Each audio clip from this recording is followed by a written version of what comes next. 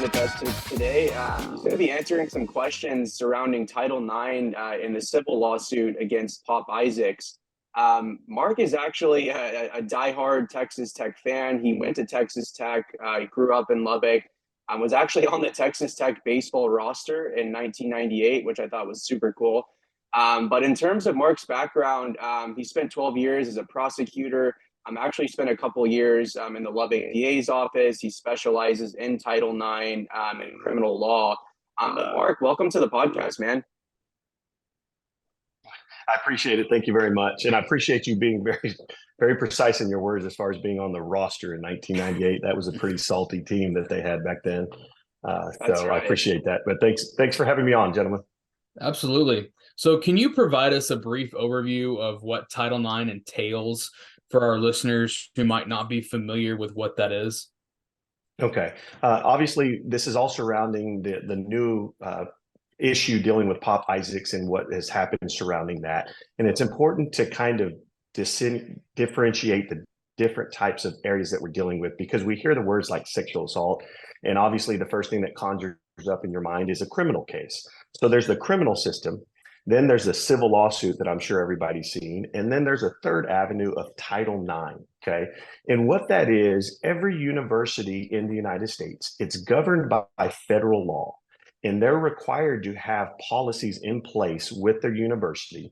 And each university can differentiate as to what their terms are or what their definition of certain policy violations are. In this case, we're dealing with sexual assault. So what it is, it's more of a procedure in the university on how to handle allegations such as sexual assault. A lot of people think a Title IX case means you're going to court and you're going to see a judge and all that entails with that. It's actually not.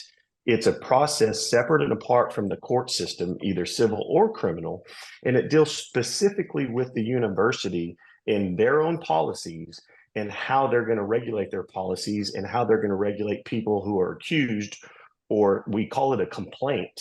And the person that files the charge is a complainant, and how that person who's being accused of, we also not name them the respondent, they're not a defendant. What are their due process rights as far as the allegations against them? So Title IX deals with the university and the university handling those situations. Now, it is guided by federal law and how they do that. Okay, so it's important to separate all the three different areas of law that we're talking about. Okay. Got it. And so I guess just this is a little off topic in terms of our outline, but is there like a specific office that is on, that is headquartered on the university campus that is handling these things, or is this something that is done like, remotely? No, there is a specific office within each university. They're required to have Title IX office, and there are certain positions that must be filled. There's got to be a Title IX director. There's got to be investigators. There's got to be a Title IX coordinator. So yes, each university is required to have a certain Title IX office. Now, they don't have to have the same positions within each university, but yes, within the university, there's got to be specific personnel. And required in federal law is specific training of Title IX and how to handle those situations. And it goes everything from the investigative portion all the way to the final report, to a final hearing, who can hear a hearing, who's required to be in the hearing, all the way up into a Title IX counselor, who is their job is to look after the mental well-being of the person accused, the respondent. And they're kind of like a counselor, check in with that person. Are you doing okay mentally? How's your anxiety? Stuff like that. So yes, it is a specific office within the university. Okay, got it. That's good to know. And then I guess, are there any in terms of like the timeline, the procedures, are there anything that maybe you want to note that differentiates Title IX from like a civil or a criminal case? Any like key points that our viewers should be aware of?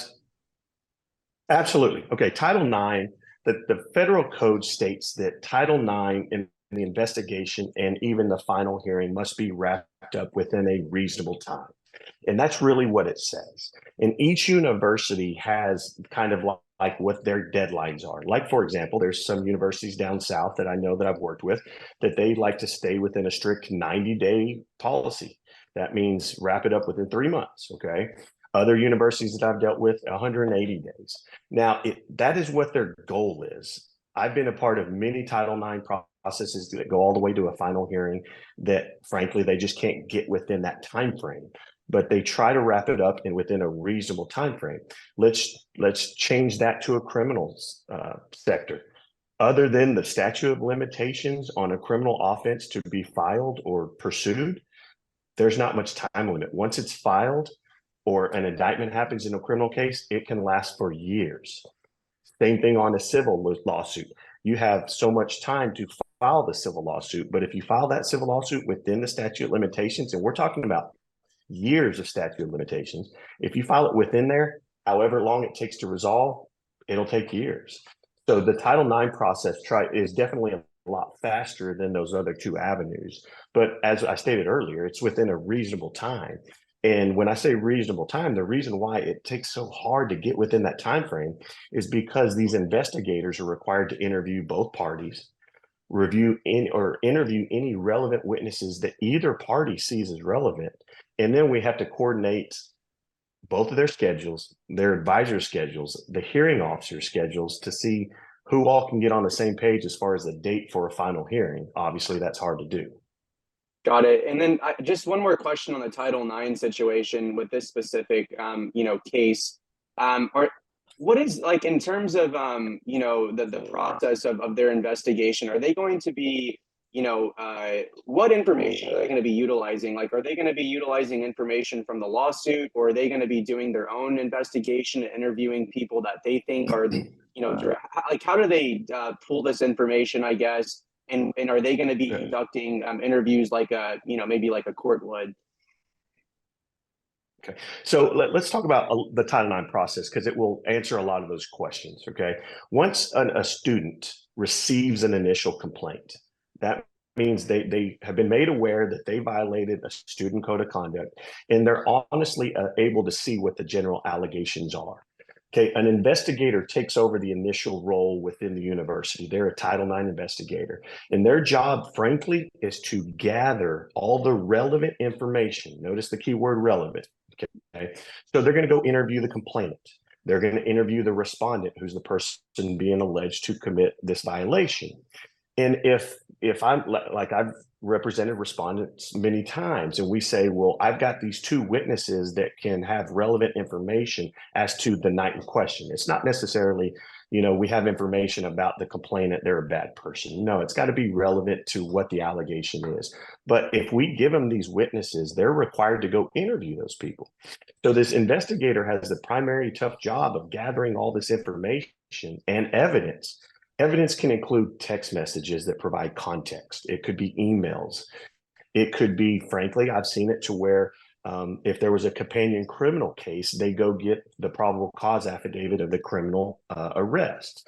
So there they can use outside. Now, to bring into context as to what we're dealing with Texas Tech, the civil lawsuit is just allegations. That's all it is. The allegations itself is not evidence. Okay, so whether they feel that's relevant or not, that's their call. So they gather all this evidence, and then they create what's called a final report. And we're allowed to edit it if we read it and say, hey, that was inaccurately portrayed. My client actually said this, or we want this added into it. I believe we answered that and it was omitted from the report. Just slight technical editing to the report. After that, then it would get set for a final hearing, to where as advisory counsel, I'm allowed to cross-examine the investigator, the complainant, any witnesses that the complainant would have. My client would have the right to testify and all that. So that's the process. And the relevant evidence can be looked at. And that would be under really the general idea of what the investigator felt was relevant. Okay. We could bring it up in the hearing, and then whatever hearing, like Texas Tech uses actually a 4-person hearing panel, they would determine whether they felt the information we wanted to bring up was relevant. Okay. That would be their determination. All right, so let's kind of move on from Title IX more over to maybe like a civil lawsuit that we're kind of looking at. So what are the potential outcomes of a civil lawsuit, and how might they impact the different parties involved? Okay, and I kind of want to keep that answer I'm going to answer that question, but keep it in the context of what we're dealing with here Absolutely. at Texas Tech with what's going on. Okay. If you can imagine a civil lawsuit, even though it's one person against the other, if you can back up and just understand, it's almost like a car accident case. When you hear about car accident suing for damages. Okay. In other words, what I'm saying is, what's the worst thing that can happen in a civil suit? They have to pay a sum, a settlement. And it's about money. Frankly, a civil suit is about money, especially something like this. You see what they're asking for. I believe the civil complaint actually mentioned $1 million. Don't get caught up on what he's asking for, because the code requires, or it's typical in civil lawsuits, to have certain ranges, like less than 250,000, 250 to $1 million, more than $1 million. So those are just general markers. Okay. So what could happen is, in a civil lawsuit, the worst thing that can happen is he be ruled against, that he violated it. He's found responsible for the allegations that they do, and a judge orders X amount of damages to be paid to the complainant, okay, the petitioner. That's the worst thing that can happen in a civil case. Oftentimes, if you really use the analogy of a car accident case, well, we don't want to go to a final hearing. We don't want to chance it. We don't know if we're going to be awarded $0 or $1 million. Let's negotiate. Let's come to a settlement, right? And a lot of times you don't hear the amount of the settlement because it's non-disclosed. So in the deal that we're talking about, in the civil suit filed against Pop Isaacs, that's what it would be. It would be up to Pop and his attorneys to determine, is it worth going all the way? Because what happens next is they will try to get evidence and information from each other. They can depose people. They can sit there and question them. They can get their phone records of text messages, things of that sort. And both sides have to determine whether it's worth going that far, or is it worth talking about negotiations. Okay. A lot of people will say, well, if he's willing to negotiate, that means he's guilty. He did something. Maybe, maybe not. A lot of times it's like, is it worth that hassle, trouble? Is there some that we could come to an agreement to? I say make this go away. That's not really true. It's, can we have everybody come to an agreement, basically? Okay. It doesn't matter what verdict comes in the civil or what agreement. He can't be arrested for it. Frankly, there's no direct mechanism for the university to kick him out based on any civil agreement reached. A civil agreement is strictly that, independent of itself, independent of the university and any criminal allegations. Got it. And I guess this is a little off topic again, but I did want to get your thoughts. And this is a pretty unique situation because the alleged incident occurred outside of the United States. So what in terms of a civil suit, and how is the judge going to view that? Are there potential like jurisdiction issues? Or I know that with Pop being a resident of Lubbock, that the judge can they can move forward with those allegations. But what is the potential complications because of the jurisdiction, I guess?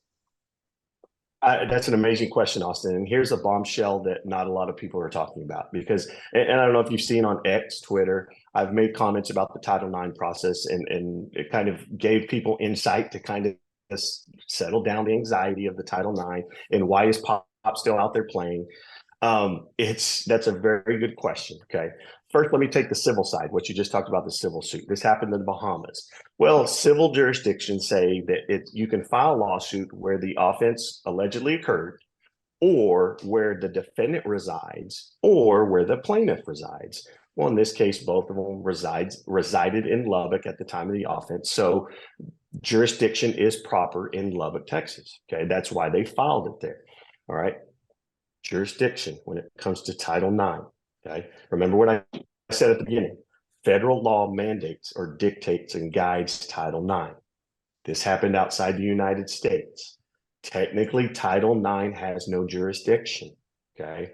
That means it should be dismissed for Title IX process. Does that mean he's free and clear from the university? No. The university can then go forward with non-Title IX procedures. Okay. And the thing that hurts about that is there are different procedures, a non-Title IX violation, because don't forget, it's still a violation of their student policy. Okay. It just isn't governed under Title IX because it has no jurisdiction. And the difference is, one of the big differences is is if I represented Pop under non-Title IX moving forward, I would not have the right to cross-examine the complainant. Only the hearing directors could do that. And that's a huge discerning difference, okay? Because frankly, I'm at least experienced and I've cut my teeth in criminal jury trials and even prosecution, where I've cross-examined many witnesses for many years. There's some value to that. If the hearing officers, even though they're trained and educated in Title IX, they may not have those contextual cross-examination questions, and it could hurt him. But they could proceed under a non-Title IX violation of student code of conduct, and that's totally different. Got it. And so, in your opinion, and I know that this is a bit of speculation, but Texas Tech put out a release about a week ago, and they said that Pop is essentially cleared right now, and Title IX has not recommended that they withhold them. Something along the lines of that. I should have probably had the accurate statement. Do you think that potentially that what you just mentioned with jurisdiction is potentially why that statement is accurate, I guess, or is that just because they haven't completed the investigation?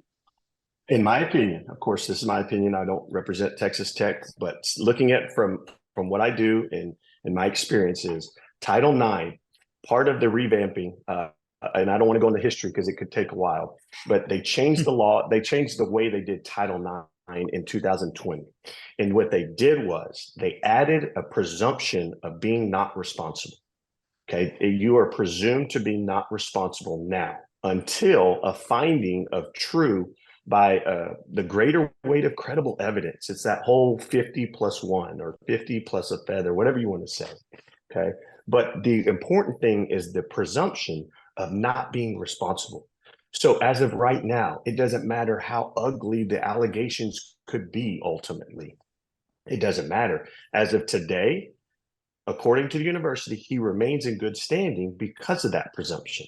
There's been no finding against him. Now, if he went forward with the hearing and is found responsible, that changes. But what I love here, and I'm going to reiterate this over and over again, what I loved that Texas Tech did is it was reported to McCaslin.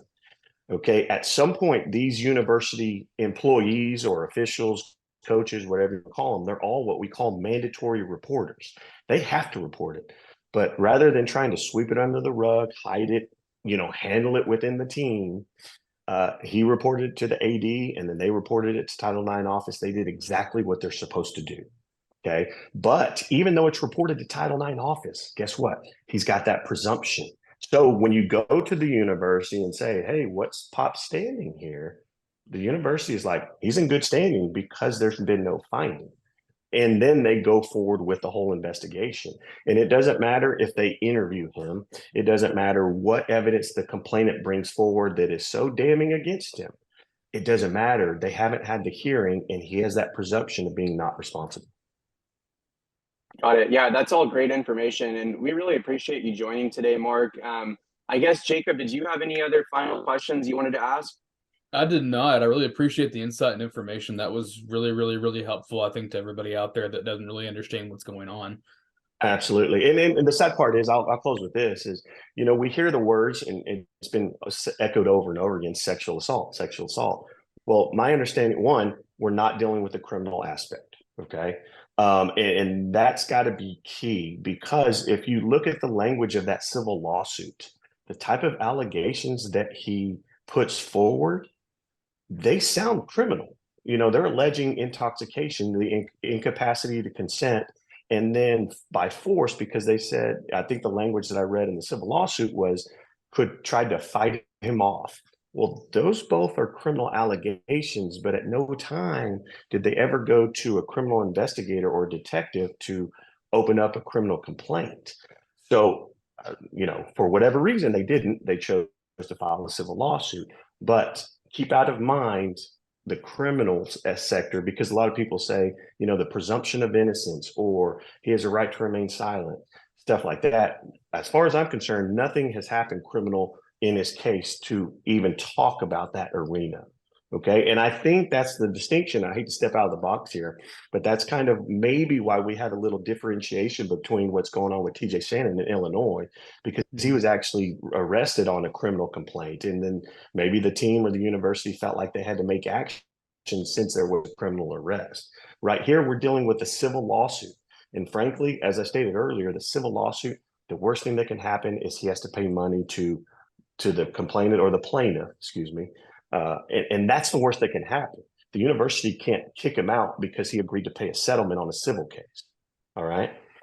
Now they have every authority to do what they need to do if he's found responsible with the Title IX, or in this case, like I mentioned earlier, the non-Title IX process, because that's within the university. That's a great point. And I think that, like, as a final, kind of note to viewers, and this is something I've thought of too, Jacob and I have talked about it. So that's another whole issue with this, is if that, the university was to make a quick, irrational decision, based on maybe speculation or accusations, they could potentially be opening themselves up to legal exposure as well if they were to, remove Pop from the team. And I don't know how a lawyer would spin that necessarily, but it does seem like they could potentially be opening themselves up to legal exposure. I mean, at the end of the day, I know universities have the right to remove students based on code of conduct and things like that. But if he hasn't technically broken code of conduct from a legal standpoint, Texas Tech kind of has their hands tied as well, right? Yeah. Now, and imagine this, and this is kind of the microcosm you have to see it in. And I kind of use the analogy because they're going on side by side. TJ Shannon up in Illinois, his attorneys have filed, I think, a motion to restrain, a restraining order to prevent the university or the athletic department from keeping him from being on the court. Okay, because they're basically saying he hasn't been found guilty of anything, he hasn't been found responsible of anything, and we have a defense that we're putting forward, and you're preventing my client from upholding his obligation. Think about this, especially with NIL nowadays, where these guys are profiting off their name, image, and likeness. For every game he doesn't get on the court, whatever company that has an arrangement with him, they're losing money, they're doing this. So now it's like, well, do we open ourselves up to a lawsuit because we're withholding his image out there, being out there, profiting off of it, whether it's the student or any organization that teams up with a student? That's why I believe Texas Tech did the right thing in saying, right now, according to our viewpoint, he's still in good standing. So there's no reason for us to suspend him. There's no criminal allegation. We're going to let the process play out. And like I said earlier, just to tie it all in, that reasonableness as far as timing goes, when we look at 120 days, that's 4 months. There's the basketball season. So he could remain in good standing for this entire year. And then at the end of it, maybe he does. I don't know. Once again, I'm on the outside looking in, but if found responsible, then there could be some conduct stuff that happens within the university. But he could remain in good standing through this whole process as the season goes along. Yep, that's all. This is amazing info, Mark. We really appreciate you joining. I think it's going to be all very interesting to track. I think that I would think that this is going to be something that's pretty drawn out, like you alluded to, something we may not have a resolution to in the next few months, or in the civil case, we may not hear about it at all. Like you said, if there's a settlement, I guess that could be, we wouldn't even know about it, like you said. So. We really appreciate you joining, Mark. Mark's Twitter is Marc Chavez Law. He's very active on Twitter. He was one of the first people that I saw commenting on this whole situation. He specializes in Title IX and criminal law. Like I said, he's got deep Texas Tech roots. Please give him a follow on Twitter. I believe, Mark, are you really specializing in clients in the Central Texas area primarily? Hey, I appreciate the plug, by the way, because I was going to note that when I commented on this Title IX process, I've been getting a lot of follows. So y'all follow me. I used to be the reserved. Hey, I just like to read up on stuff, see everybody's opinion. But now I'm just like, no, I'm not correcting people. I'm just throwing my thoughts in there, whether you agree with it or not. So yeah, give me a follow. I appreciate it. I don't just focus on Central Texas. For example, and I want to mention Luke Williams, great buddy of mine. He was at the Lubbock DA's office with me. He is also an attorney that specializes in Title IX. As a matter of fact, I'll be honest, he's the only one certified nationally in the state of Texas, but him and I coordinate with different universities, depending if we have time to take the case, what is our caseload like. So we kind of rotate around the state of what we can take. I will be honest, Title IX has stayed in the Zoom post-COVID. So it's been easy to handle, like, for example, University of Texas, Arlington, Baylor, down all the way to San Antonio. I've handled one at Tech. So we really go over everywhere. The criminal aspect, same thing. It just depends on where services are needed and the time allotment. So yeah, I'm located Central Texas, and I do everything around here, but I kind of stretch my wings out a little bit. And of course, I still have family back home in Lubbock, home for me. And so I will handle a case or two out there from time to time. Luckily, I still have great friends in the D's office that I can pick up the phone and talk to them about a case. And Lubbock will always be home. I enjoy going back there quite often. We're season ticket holders for football. So we kind of spread around I think the common term that a lot of people say is have bar card, we'll travel. Well, Mark, thanks again, man. It's been you've taught me a lot. I'm going to be honest. I think that Title IX, there's really just this doesn't happen too often, right? Especially with high-profile athletes, and especially on the basketball team at Tech. I think that maybe the last time something like this happened was back. Deshaun Corfu, I think, is involved in something similar. But thanks again, Mark. Again, his Twitter is Marc Chavez Law. He is going to be the main point of contact that I go to for any questions for things like this, and for any athletes maybe listening, someone to consider if you are looking for representation. But Mark, thanks for your time, and have a good rest of your day. I appreciate you guys having me on. You have a great day. What's going on, Jacob? Oh, living life, riding the high that comes with being 2-0 in conference play for the first time in 5 years. Like, holy cow, like that it's really underrated, like how hard that is to do. I agree. I think when we look back at the season, I think that win over Texas on the road is going to end up being huge. Mm-hmm. And honestly, a lot of people, they're hard on Texas. I think they are. From a resume standpoint, they definitely have done close to nothing. They did get a really big road win against, a top 40-ish team in Cincinnati. Mm-hmm. So, where I'm going with that is that's all good for Tech. The more Texas can win from here on out is actually good for Tech because it helps their rankings, and it makes that win look even better. But what a massive road win. And then last night, they played Oklahoma State.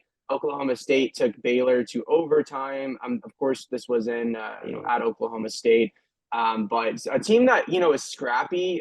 They have nights where they can make 15, 16, 17 three-point shots, and a team that also was around in the top 30-ish of defenses over the last 10 games. Yeah. So what are your thoughts, I guess, from last night's game? Any points you want to touch on? No, I think they just did a really good job of kind of rallying the troops after being down 9. Like you said, the Oklahoma State was able to come out and just hit a bunch of threes. And then kind of after that, they regrouped, made some pretty major adjustments, especially on the offensive side of the ball that kind of spaced things out and allowed for more one-on-one matchups. And I think that really allowed Texas Tech to take advantage of some mismatches they had that they really weren't able to take advantage of the first 4 or 5 minutes of the game. Yeah, I feel like the Texas Tech team is just so hard to stop offensively. Mm-hmm. Because a couple of things that I've noticed. Tech at the beginning of the season, I don't know if you remember, but they were just jacking up threes. Yeah. Now it feels like they're being so selective. Like every possession really matters for this Texas Tech offense, right? And it's like, so their volume numbers have gone down on 3 points, but their percentages are going up because they're taking better 3-point shots. Yeah. So I think if you go in and look, I don't have the stats pulled up, but over the last, I think I tweeted about it a couple of days ago, but over the last 5 or 6 games, I think they're shooting the three anywhere from 40 to 50%, which is absurd as a team. Insane. It's insane, and I really credit a lot of that to do with the Texas Tech staff, but also the discipline for the team. Like it's very easy when you're down, or very easy whenever you're struggling, just to really, jack up shots. Last night's a great example. I think Oklahoma State started off, it was like 11-3 or something like that. It was 11-3, And and then I think it got to 20-11 at one point. Was yeah, the it got to biggest. 20-11. Yeah, Tech went on that little mini run, and then Oklahoma State got a couple steals. They made a 3, and it was like, oh my gosh, we're back down 9 points again. But I thought the thing that was so impressive about that was, instead of panicking, what they did was they started throwing the ball down to Warren and Darian Williams in the block, and just letting them kind of go to work. And I think that that's a really, what makes them so challenging is you have guys like Darian Williams, who he can operate down low, he can put his back to the basket, and he's actually he's kind of like one of those guys that's sneaky strong. Like he's not super tall, but it feels like he can get leverage over taller defenders. And he uses his body so well down low, and he's got great touch around the basket. And then, like, let's talk about Warren Washington. I feel like I don't know what happened with Warren Washington, but now he's crazy. He's like a 7-foot point guard who's throwing assists, and like, he's out here doing, hook shots, and he's getting his back to the basket. He's getting lobs. He's, alley oops from Joe and Pop. So I guess, what are your thoughts on Washington? Do you think that this is like McCaslin and Dave Smart almost had like this revelation of like, oh my gosh, they're watching the film, we need to utilize him this way? I guess, what are your thoughts on that? I think, like, going into this season, like you and I had talked about it multiple times, like he was really going to be a lob threat. We didn't really think he was going to average more than 7-8 points a game, put up 6-7 rebounds a game. And that was what the team needed, it looked like. But now it's like, holy crap, you have Bill Russell in the post, flinging up hook shots and just playing absolute awesome defense. And then, you have a guy who's, dishing 3-4 assists a game the last, 3 weeks. And it's just, it's insane.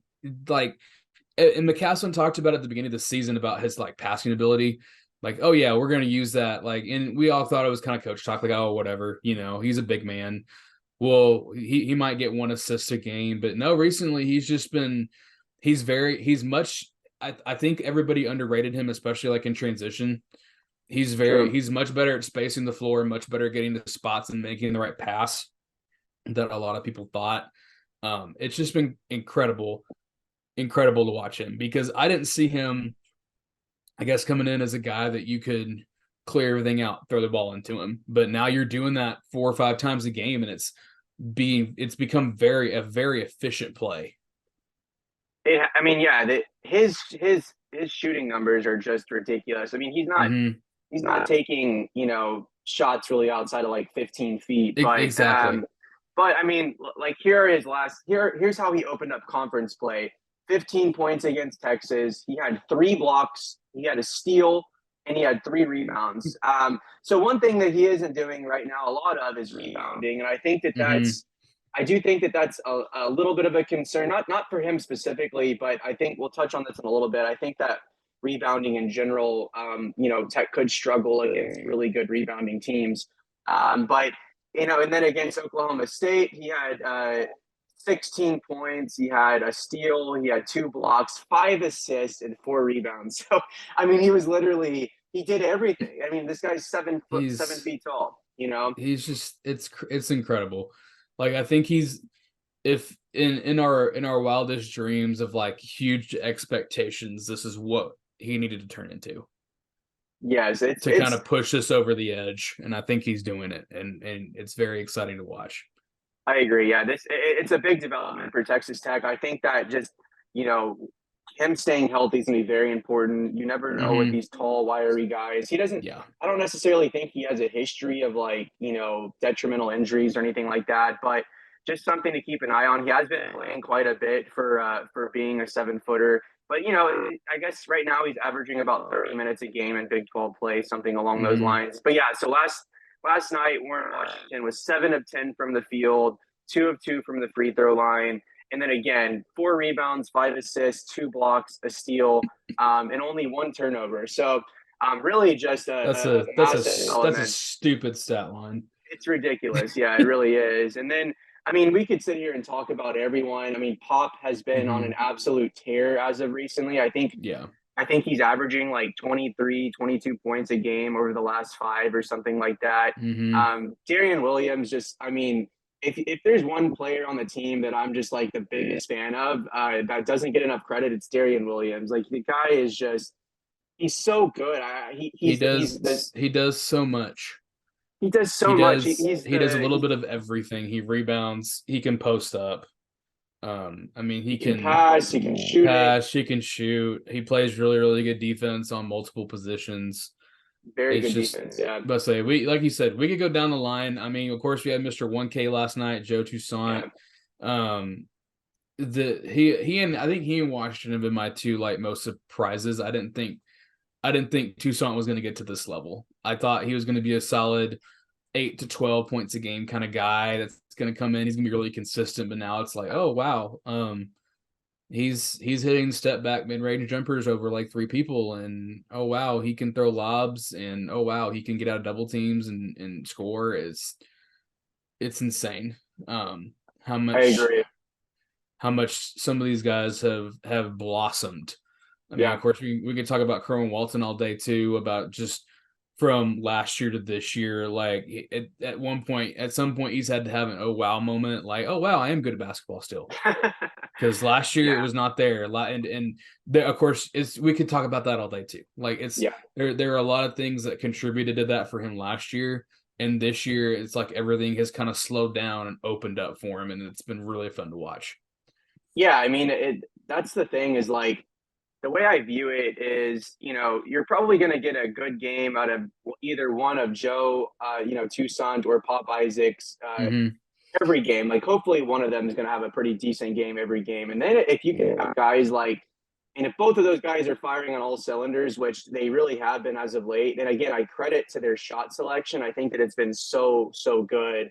That is one of the reasons why, over the last 10 games, according to Bart Torvik, they have the number 6 ranked offense in the country over the last 10 games, number 6 in the whole country, which is absolutely insane. Right now, for the entire course of the year, Bart Torvik has Texas Tech as the number 24 offense in the country. So again, I want to say earlier in the season, after those first few non-conference games, I want to say Tech was like in the 70 realm offensively. So you have literally seen Texas Tech get better offensively, analytically every single game. And where I was going with that is just the guard play. Like I think that, and I heard one of the Oklahoma State players talking about it in the post-game interview last night. But he was like, it's hard to stop them. Like if Pop's not on, then Toussaint's taking it to the hole, or he's knocking down mid-range shots, or he's knocking down threes, or distributing the ball. If Toussaint's not on, Pop's knocking down threes. He's driving to the basket. He's throwing lobs to Warren Washington.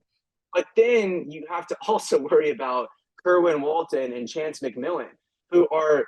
I mean, if I was going to put two people on the Texas Tech team into a 3-point contest for the Big 12, those may be my choices for Texas Tech. I mean, those guys are elite. They are elite shooters. Like McMillan shot at 44% last year at Grand Canyon, and Kerwin Walton I think he's still to this day the best freshman 3-point shooter of all time at North Carolina. These are two elite shooters.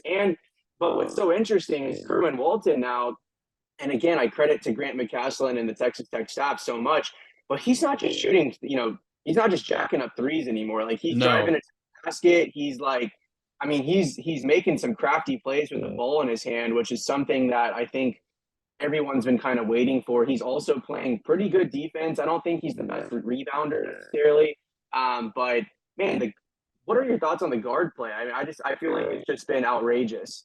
It has been outrageous. So first and foremost, shout out to my guy Jamar. He's the one that got that video, I think, from the Daily Torador. You can't guard everybody, and that's the best thing. I mean, Kerwin Walton's made, I think, 3 or 4 different plays this year that were just like backdoor cuts or back screens or just going to the basket with the ball that last year didn't happen. And it's just like, wow, Everybody told me that he was a sniper from outside, but now he's driving the basketball. Now he's making backdoor cuts and finishing over people and getting and ones. And I mean, obviously, he's playing just so much better defensively. And I think that's where I think that is the, he's elevated his game so much to where now you have so many different people to worry about on the floor. You can't focus on Toussaint if he's on. You can't focus on Pop if he's on. You can't focus on Chance McMillan if he's knocking down 10,000 3-pointers. You can't focus on one of these guys because there's like 4 others that could step up at any point in time. I mean, you can even kind of include Darian Williamson on this when he plays outside because he posts up a lot, but he's also hit a lot of knockdown threes this year. And it's like, if you have, at any point in time, you have 4 guys out there that are just lighting it up from outside, and it's very hard to defend. Like you have Warren Washington, who's obviously not going to hit a 3, but even his perimeter offense has been great because of his passing ability. It's just the guard play has been so much better than in years past. I think that the whole, I think I so much credit to Grant McCasland and Texas Tech because I really did not feel great after Devin Cambridge went out. Like I was like, not going to be good for Tech. I thought that he was kind of their energy guy. He's by far the most athletic player on the team. I think that Chance McMillan could be close, but he's extremely athletic. He's the guy that you want to stick on, the other team is probably their best guard or their best wing or something like that. But, I was very worried about that. But I think what happened after that injury is like Grant McCasland and Dave Smart almost had this revelation, like, oh my gosh, we have Kerwin Walton. Like and then he started to build his confidence. And now, like you said, I mean, at all times, you really, and when Lamar Washington goes into the game, because he's been playing some minutes off the bench as well. When he and Rob Jennings goes in, maybe that restricts their 3-point shots a little bit more. I think even Lamar, he's not a bad shooter. Like he can knock him down if he's open. Rob's not going to shoot the 3, but he is going to make high energy plays. He's going to rebound. But it's like, how do you defend against a roster that has 2 guys in the starting lineup that can back you down, that can take, one of them will grab a lob over anyone. And then you have, 4 outside shooters that can knock down threes. 3 of them, are undersized.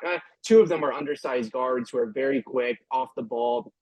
Toussaint's actually, I think we could spend all day talking about how impressive these guys have been, but watching Toussaint, I feel like he's just a completely different player this year. Like, again, maybe this is just because he wasn't being utilized properly at West Virginia. Maybe he didn't get enough minutes. But the reality is like he has looked incredible with the ball in his hands. Like he can make things happen whenever Tech's offense kind of goes into a rut.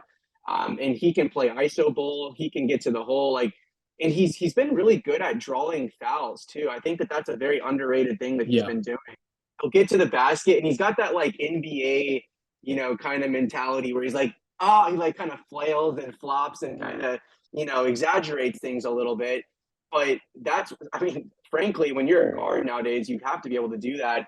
But I'm so impressed with them. I think that there will be cold stretches offensively in conference play. That's just going to be inevitable. Like Tech's not going to be able to continue scoring 90 points a game. That's just a fact. So I think that the key though is just going to be, stick to what's working. Like last night, they got down into a pretty big deficit. They didn't panic. They started playing way better defense and they started to take better shots. And then all of a sudden they had a 10-point lead, right? So I think just continue to stay disciplined. And I think good things are going to happen.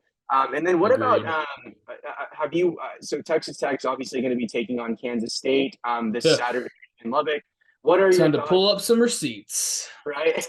That's what I was going to say. Actually, it's funny because this is kind of the Joe Toussaint versus Tyler Perry game. But also there's a lot involved here. Tyler Perry played for Grant McCasland. Those two have a ton of respect for each other. Grant McCasland is obviously, longtime friends with Jerome Tang. He also, his name is slipping right now, but They have Jerome Dowell, I think is his name, the assistant Yeah. coach for Kansas State. He was Mhm. actually on the staff at UNT with Grant McCasland. So there is a lot of history There's a there, lot but of connections here. a lot of connections. But I will say I haven't dove into the analytics yet in terms of Kansas State, and I haven't really pulled a scouting or anything like that. But I will say they are 2-0 in conference play. They went on the road and beat up West Virginia pretty good. I think that West Virginia is probably one of the worst teams in the conference, but I don't care. Any win on the road in Big 12 play is impressive to me. So, what are your thoughts on Kansas State? Have you had a chance to watch them at all? And then, what do you think are going to be kind of the So key there? So I got to watch the vast majority of their first game against UCF because it was on the same channel before the Texas Tech game against Texas. So I just kind of had it on in the background. What I notice is you need to stop Kaluma and you need to stop Tyler Perry. Yeah, In that order. Some people are going to flip them. They want to stop Perry first. But in Big 12 play, I feel like Perry's going to be more of a spot up outside shooter. That's when they really started cooking UCF. Was when they got paint touches, kicked it out. He drained a three because that's what he's good at. I feel like Kaluma is much better at driving, getting into the paint, getting into the mid range where he likes to operate and getting his shots off. Besides that, they're a solid team. They're not a bad team. I feel like they're going to finish somewhere in the middle. They're probably going to go 9-9, 10-8, 8-10 in conference. Like they're a solid middle team, but I just don't. It's very easy to predict where they're going to go. Like Will McNair dominated UCF's interior. That's not going to happen. They're just plain and simple. Like Warren Washington is way better than him. I think even Robert Jennings is way better than him. I just don't know what. It's going to be a fun game. It's going to be in Lubbock, which is just it's great. It's a great. I think it's a good spot for us to play them right now. It's going to be battle of 2-0 teams in conference. I feel like the winner of this game has a solid chance of being ranked next week, especially if Tech finds a way to pull it out. I feel like it's going to be they have a really good chance of being ranked next week, being 3-0 in conference. Like I said, you got to stop, Kaluma from driving. He does a lot of passing as well. Tyler Perry, obviously, we all kind of watched him last year with McCasland kind of at the end of the season when the writing was on the wall, he was coming here. And then whenever Texas Tech initially reached out to him in the portal, even if it was just kind of a respect call, I kind of dove into him a little bit for the portal report, and he's very good outside. Inside, I don't know how that translates to Big 12. He hasn't really had to do much of that yet. He's been more of a spot up shooter for them. Yes, that's true. And I think the two matchups that I'm going to be really watching, and they do, like, Cam Carter, I'm looking at their stats right now. Cam Carter is very good. He's been very Tapin good as Nagesen, of late. they're a team that's just not very deep. That's their biggest kind of flaw. And I think that the two matchups that I'm going to be watching are going to be Arthur Kaluma versus Darian Williams. Those two are probably going to match up together. Darian Williams, Yeah. He's not the most athletic guy, but he moves as quick as he needs to, and he uses his body. Like Kaluma's not going to back down Darian Williams. No, Kaluma he's not.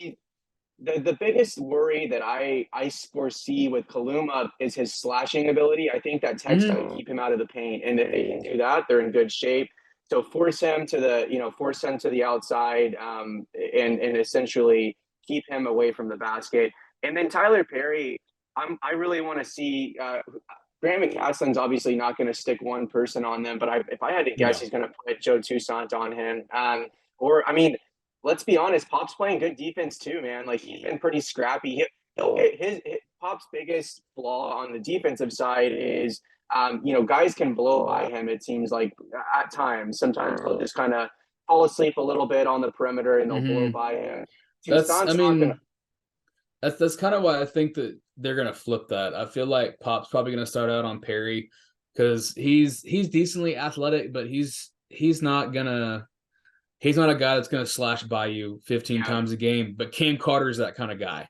Yeah. Cam Carter's athletic enough to get by you, and that's why I think that Well, it's not the matchup everybody wants. I feel like Toussaint's going to be better suited to kind of contain him because he's the guy that gets to the rim. He's the guy that they throw oops to a lot. Like I feel like Toussaint's a bit better suited to cover him. But we'll see. I bet you both of them get reps on both of those guys. Like it's not. It's gonna be interesting. Yeah, Mhm. I'm very interested to see matchup wise what Graham McCaslin does, and I think you'll see a combination of both. You'll probably see Mhm. Lamar Washington coming off the bench and guarding Perry as well.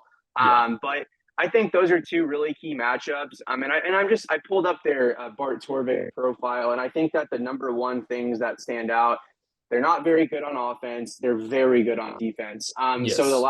the last 10 games, they are the 14th best defense in the country. So to put it in perspective, Tech, over the last 10 games, the sixth best offense against the 14th best defense. So it's going to be a straight up battle of strengths, and I think that one thing that I'm also looking at, they turn the ball over a lot on offense. So Yes. they have a 20% turnover rate right now, and which ranks 305 in the nation.